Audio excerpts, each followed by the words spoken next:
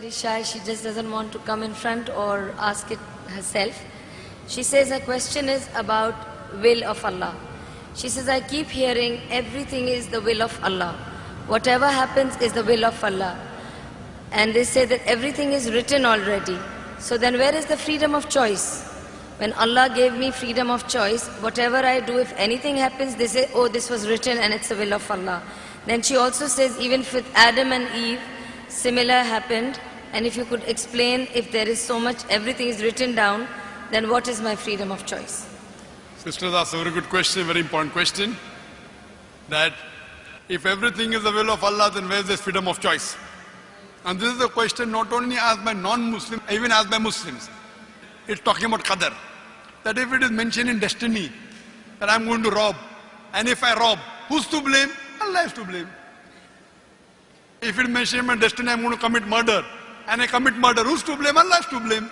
So where is the free will? So if it is the will of Allah, or if it is mentioned in the destiny, I'm joining both together, then where is the free will? The reply to this question is, it's compulsory that every Muslim should believe in qadar, but you should understand what is the meaning of destiny. For example, if suppose in a classroom, there are 100 students, and when the teacher teaches the students in the classroom at the end of the year, before the examination, the teacher predicts that this student, he will come out first class first. This student, he'll get second class. This student, he will fail. The teacher predicts why? He knows that this student is very studious, always does homework, does extra studies. This average student, second class. That student, goes for movies, doesn't do homework, misses the class, predicts that that student will fail. Now once the examination takes place, after the results come out, this student gets first class first, this student gets second class, that student fails. I am asking you a question. Can the student who has failed, can he blame the teacher that because you have predicted I will fail, I have failed? Who's to blame? The student or the teacher? Who's to blame, the student or the teacher?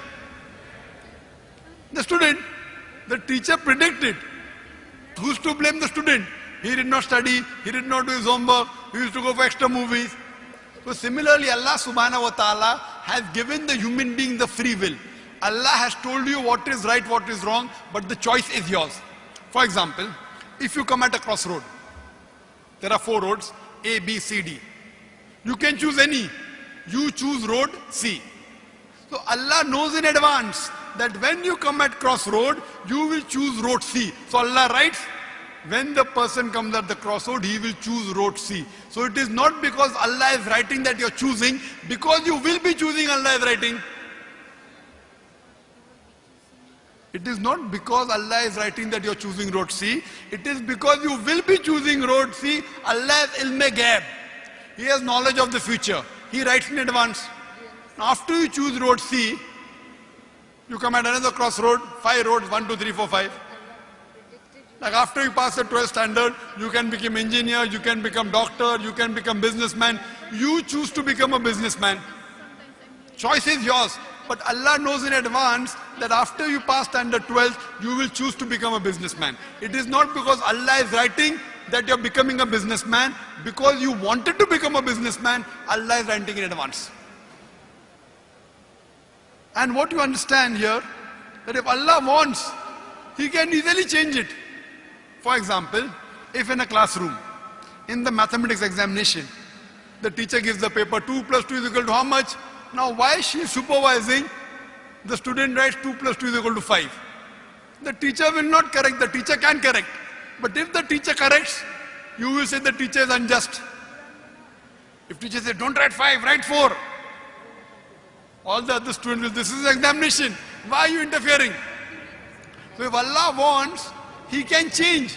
But because He has given you free will, He is letting you take your decision.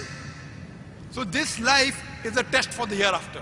As Allah says in Surah Mulk chapter 16 verse number 2, Alladhi khalaqal mauta wal hayata. It's Allah who has created death and life to test which of you is good indeed. So this life is a test for the hereafter. Allah has given you and shown you the rules, what is good, what is bad. Then He's given you a free will. It is your choice. Allah does not interfere in your free will. He can if He wants. The Quran says, not even a leaf can fall without the permission of Allah. So whatever happens, happens with Allah's free will, but the decision is yours. And based on that, you will be rewarded or punished. Hope that answers the question. We'll have the next question from the brother's mic in the center. So why in the Quran does it say that if a Muslim who is born a Muslim should be punished by death if he chooses not to follow the religion anymore?